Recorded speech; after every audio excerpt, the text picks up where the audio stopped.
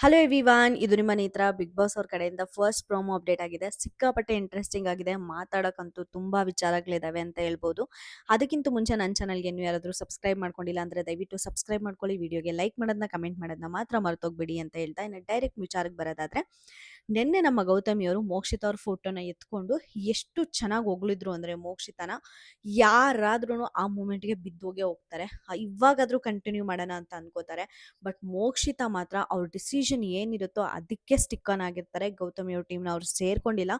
ಎರಡೂ ಟೀಮ್ ರಚನೆ ಆಲ್ರೆಡಿ ಆಗೋಗಿದೆ ಅಂತ ನಿಮ್ಮೆಲ್ಲರಿಗೂ ನ್ಯೂಸ್ ಗೊತ್ತಿರುತ್ತೆ ಅಂತ ಅನ್ಸುತ್ತೆ. ಗೌತಮಿ ಅವ್ರ ಟೀಮು ಸಿಕ್ಕಾಪಟ್ಟೆ ವೀಕಾಗಿ ಕಾಣಿಸ್ತಾ ಇದೆ ನನಗೆ ಫಾರ್ ದ ಫಸ್ಟ್ ಟೈಮ್. ಯಾಕಂದ್ರೆ ರಜತ್ ಅವ್ರು ಯಾವಾಗ್ಲೂ ಹೇಳೋರು, ತ್ರಿವಿಕ್ರಮು ನಾನು ಇಬ್ರು ಸ್ಟ್ರಾಂಗ್ ಇದೀವಿ, ಇಬ್ರು ಒಂದೇ ಟೀಮಲ್ಲಿ ಉಳ್ಕೊಂಡ್ಬಿಟ್ರೆ ಅಂಡ್ ಬೇರೆಯವ್ರ ಟೀಮ್ಗೆ ಅನ್ಯಾಯ ಆಗೋಗ್ಬಿಡುತ್ತೇನೋ ಅಂತ ಪ್ರತಿ ಸಲನೂ ಸ್ಟ್ರೆಸ್ ಮಾಡೋರು.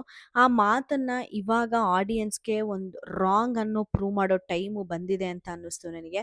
ಯಾಕಂದ್ರೆ ಹನುಮಂತಪ್ಪ ಟೀಮಲ್ಲಿ ಫುಲ್ ಎಲ್ಲರೂ ಸ್ಟ್ರಾಂಗ್ ಇದ್ದಾರೆ. ನಮ್ಮ ಹನುಮಂತ ಅವ್ರ ಟೀಮಲ್ಲಿ ಎಕ್ಸಾಂಪಲ್ ತ್ರಿವಿಕ್ರಮು, ರಜತ್ ಇವರಿಬ್ರು ಒಟ್ಟಿಗೆ ಆಡೋದಂದ್ರೆ ಮಾತೇ ಅಲ್ಲ. ಮೋಕ್ಷಿತ್ ಅವರು ಕೂಡ ಫಾರ್ಚುನೇಟ್ಲಿ ಅದೇ ಟೀಮಲ್ಲಿದ್ದಾರೆ.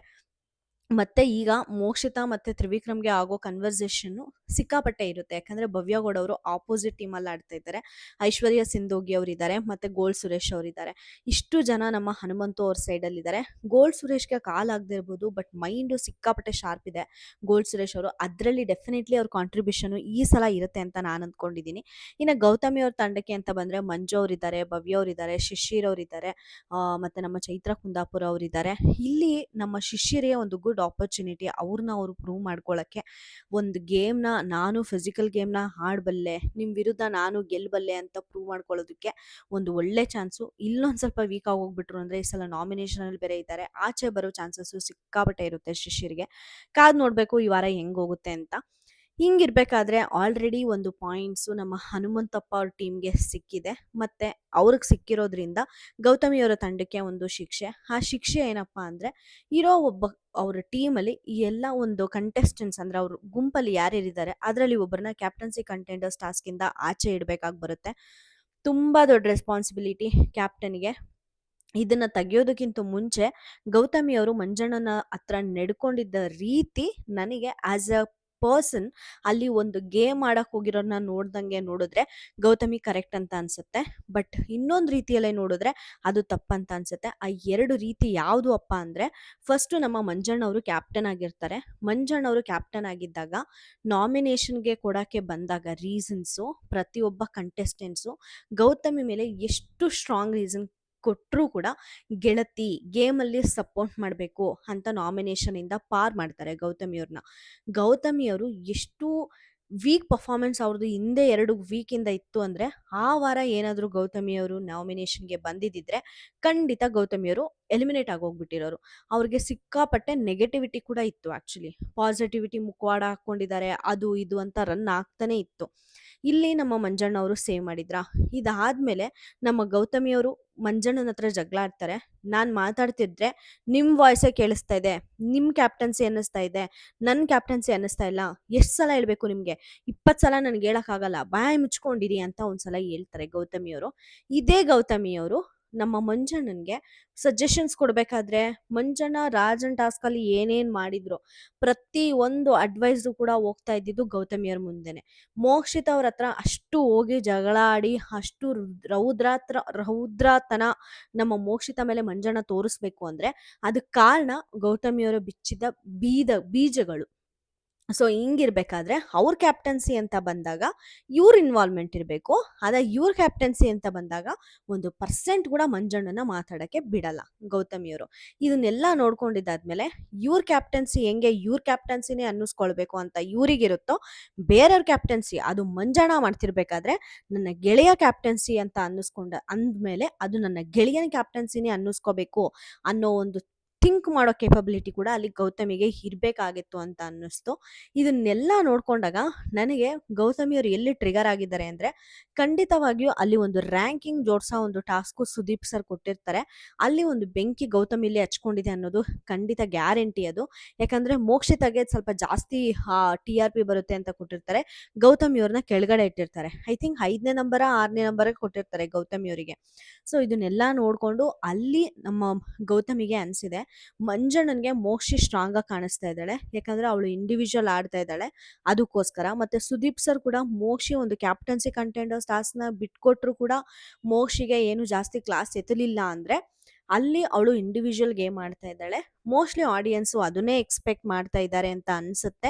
ಯಾಕಂದ್ರೆ ನಮ್ಮ ತನೀಶ್ ಅವರು ಬಂದು ಮಂಜಣ್ಣನ್ಗೆ ಮೋಕ್ಷಿಗೆ ಸಜೆಷನ್ ಕೊಟ್ಟಾಗ ಗೌತಮಿಯವರು ಈಸಿಯಾಗಿ ಗೆಸ್ ಮಾಡ್ತಾರೆ. ಓಕೆ, ಆಡಿಯನ್ಸು ನಿಮ್ಮ ಮತ್ತೆ ಮೋಕ್ಷಿ ಅವರ ಅಣ್ಣ ತಂಗಿ ಬಾಂಡ್ ಏನಿದೆಯೋ ಅದನ್ನ ನೋಡ್ಬೇಕು ಅಂತ ಇಷ್ಟಪಡ್ತಿದ್ದಾರೆ ಅಂತ ಈಸಿಯಾಗಿ ಗೆಸ್ ಮಾಡ್ತಾರೆ. ಇಲ್ಲೂ ಅಷ್ಟೇನೆ, ಅವರು ಈಸಿಯಾಗಿ ಗೆಸ್ ಮಾಡಿದ್ದಾರೆ ಅಂತ ಅನ್ಸುತ್ತೆ ಮೋಸ್ಟ್ಲಿ. ಇಲ್ಲಿ ಮೋಕ್ಷಿ ಇಂಡಿವಿಜುವಲ್ ಗೇಮ್ನ ಆಡಿಯನ್ಸ್ ಎಕ್ಸ್ಪೆಕ್ಟ್ ಮಾಡ್ತಾ ಇದ್ದಾರೆ ಅಂದ್ರೆ, ಯಾಕಂದ್ರೆ ಮೋಕ್ಷಿ ಕ್ಯಾಪ್ಟನ್ಸಿ ಕಂಟೆಂಡರ್ಸ್ ಟಾಸ್ಕ್ನ ಕ್ವಿಟ್ ಮಾಡಿದ್ದು ರೀಸನ್ ಕೊಟ್ಟಿದ್ದು, ನಾನು ನಾನಾಗೆ ಕ್ಯಾಪ್ಟನ್ ಆಗಬೇಕು, ನನ್ನ ಇಂಡಿವಿಜುವಲ್ ಗೇಮ್ ಆಡಬೇಕು ಅನ್ನೋದನ್ನ.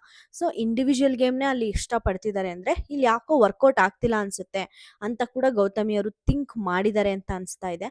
ಅದಕ್ಕೋಸ್ಕರನೇ ಈಗ ಯಾವುದೋ ಒಂದು ಟಾಸ್ಕ್ ಅಂತ ಕೊಟ್ಟಿದ್ದಾರೋ, ಯಾವುದೇ ಒಂದು ಮನೆ ಇನ್ವಾಲ್ವ್ಮೆಂಟು ಅವ್ರ ಕ್ಯಾಪ್ಟನ್ಸಿ ಆಗಿರ್ಬೋದು, ಪ್ರತಿಯೊಂದನ್ನು ಕೂಡ ಮಂಜಣ್ಣನಿಂದ ದೂರ ಇಡಕ್ಕೆ ಖಂಡಿತ ಪ್ರಯತ್ನ ಪಡ್ತಾ ಇದ್ದಾರೆ. ಒಂದು ಫಸ್ಟ್ ಟಾಸ್ಕ್ ಅಂತ ಬರುತ್ತೆ, ಅದರಲ್ಲೂ ಅಷ್ಟೇ ಈಗ ಒಂದು ನಾಮಿನೇಷನ್ ಟಾಸ್ಕ್, ಅದೇ ನಾಮಿನೇಷನ್ ಅಲ್ಲ, ಕ್ಯಾಪ್ಟನ್ಸಿ ಕಂಟೆಂಡರ್ಸ್ ಟಾಸ್ಕ್ ಅಂತ ಬಂದಾಗೂ ಕೂಡ ಈಗ ಮಂಜಣ್ಣನ ಆಚೆ ಇಡ್ತಾ ಇದ್ದಾರೆ. ಅದು ಏನಕ್ಕೆ ಆಚೆ ಇಟ್ಟಿದ್ದಾರೆ, ಅದು ಟೀಮ್ ಡೆಸಿಷನ್ ಆಗಿದ್ರೆ ಖಂಡಿತ ಗೌತಮಿಗೆ ಅಷ್ಟು ನೆಗೆಟಿವಿಟಿ ಬರಲ್ಲ. ಯಾಕಂದ್ರೆ ಅವರೇ ಹೋಗ್ಬಿಟ್ಟು ಮಂಜಣ್ಣ ಈ ತರ ಮಾಡ್ತಾ ಇದ್ದಾರೆ, ನಾನು ಟೀಮಿಂದ ಆಚೆ ಇಡ್ತೀನಿ ಅಂತ ಒಂದು ಡಿಸಿಷನ್ ಏನಾದ್ರು ತಗೊಂಡಿದ್ರೆ ಖಂಡಿತ ಅದು ರಾಂಗ್ ಆಗುತ್ತೆ.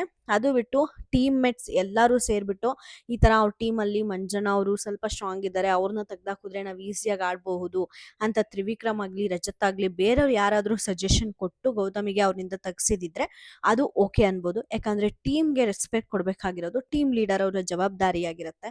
ಸೊ ಯಾವ ಮೂಮೆಂಟ್ ಅಲ್ಲಿ ನಮ್ಮ ಗೌತಮಿ ಅವರು ಈ ತರ ಒಂದು ಡಿಸಿಷನ್ ತಗೊಂಡಿದ್ದಾರೆ ಅನ್ನೋದು ನಾವು ಎಪಿಸೋಡ್ಗೆ ಕಾದ್ ನೋಡ್ಬೇಕಾಗುತ್ತೆ. ಅಷ್ಟೇ ಅಲ್ದೇನೆ ನಮ್ಮ ಗೌತಮಿಯವರು ಮಂಜಣ್ಣನ ಹತ್ರ ಕೂತು ಮಾತಾಡ್ತಾರೆ. ನೋಡಿ, ಮೋಕ್ಷಿತಾ ಹೇಳ್ತಿರೋದೇ ಕರೆಕ್ಟು, ಹೇಳ್ತಿದ್ದಿದ್ದೇ ಕರೆಕ್ಟು ಅನ್ನಿಸ್ತಾ ಇದೆ ನನಗೆ. ಯಾಕಂದ್ರೆ ನಾನು ನಿಮ್ಮ ಜೊತೆ ಮಾತಾಡ್ತಿರ್ಬೇಕಾದ್ರೆ ನನಗೆ ಎಲ್ಲೂ ನೀವು ವ್ಯಾಲ್ಯೂ ಕೊಟ್ಟಂಗೆ, ನನಗೆ ಎಲ್ಲೂ ಒಂದು ಮಾತಾಡಕ್ಕೆ ಒಂದು ಸ್ಪೇಸ್ ಸಿಕ್ಕಂಗೆ ನನಗೆ ಅನ್ನಿಸ್ತಾ ಇಲ್ಲ. ಮೋಕ್ಷಿ ಹೇಳಿದ್ದೆ ರೈಟು ಅಂತ ಅನ್ಸುತ್ತೆ. ಇನ್ನು ಯಾವ ಫ್ರೆಂಡ್ಶಿಪ್ಪು ಬೇಡ ಅಂತಾರೆ.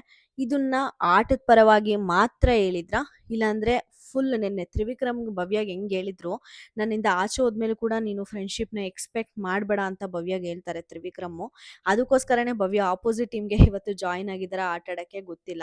ಬಟ್ ನಿನ್ನ ಆಟ ನೀನ್ ಆಡು, ನನ್ನಿಂದ ಫ್ರೆಂಡ್ಶಿಪ್ನ ಎಕ್ಸ್ಪೆಕ್ಟ್ ಮಾಡಬೇಡ. ನನಗೆ ಗೊತ್ತು ನಿನ್ಗೆ ಇಲ್ಲಿ ನೀನು ಹೂ ಅಂದು ಆಚೆ ಹೋದ್ಮೇಲೆ ಇಲ್ಲ ಅದೆಲ್ಲ ಇಲ್ಲ ಅನ್ನೋ ಹುಡುಗಿ ಅಲ್ಲ ನೀನು. ಅದಕ್ಕೋಸ್ಕರ ನಾನು ನೀನು ಡೈರೆಕ್ಟ್ ಆಗಿ ಹೇಳ್ತಾ ಇದ್ದೀನಿ, ನನ್ನಿಂದ ನೀನು ಫ್ರೆಂಡ್ಶಿಪ್ ಎಕ್ಸ್ಪೆಕ್ಟ್ ಮಾಡಬೇಡ ಅಂತ ಹೇಳ್ತಾರೆ ತ್ರಿವಿಕ್ರಮ್ ಅವರು.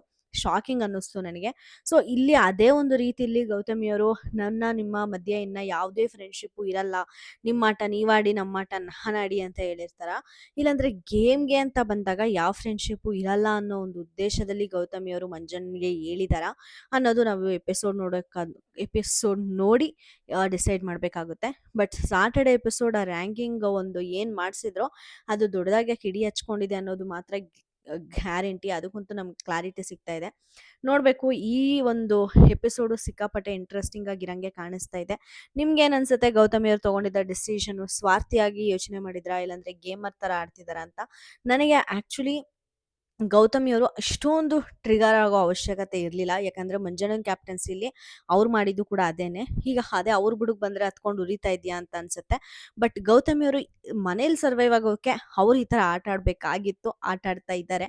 ಇದು ಮಂಜಣ್ಣನು ಅರ್ಥ ಮಾಡ್ಕೊಂಡು ಇನ್ಮೇಲಾದ್ರೂ ಅವ್ರ ಹಿಂದೆ ಹೋಗದೆ ಮಂಜಣ್ಣ ಒಂದು ಕ್ಲೀನ್ ಆಟ ಆಡಿದ್ರೆ ಮಂಜಣ್ಣ ವಿನ್ನರ್ ಮಟೀರಿಯಲ್ ಆಗಿ ಹೋಗ್ಬಿಡ್ತಾರೆ ಅಂತ ಅನ್ಸುತ್ತೆ.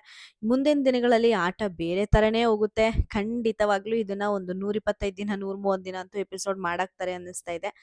ಇಷ್ಟ ಆಗಿತ್ತು ಈ ಪ್ರೋಮೋ ಡಿಸ್ಕಷನು. ನಿಮ್ಗೆ ಈ ವಿಡಿಯೋ ಇಷ್ಟ ಆದ್ರೆ ದಯವಿಟ್ಟು ಲೈಕ್ ಮಾಡಿ, ಶೇರ್ ಮಾಡಿ, ಸಬ್ಸ್ಕ್ರೈಬ್ ಮಾಡ್ಕೊಳ್ಳಿ ಅಂತ ಹೇಳ್ತಾ ನಾನು ಈ ವಿಡಿಯೋನ ಮುಗಿಸ್ತಾ ಇದ್ದೀನಿ. Thank you.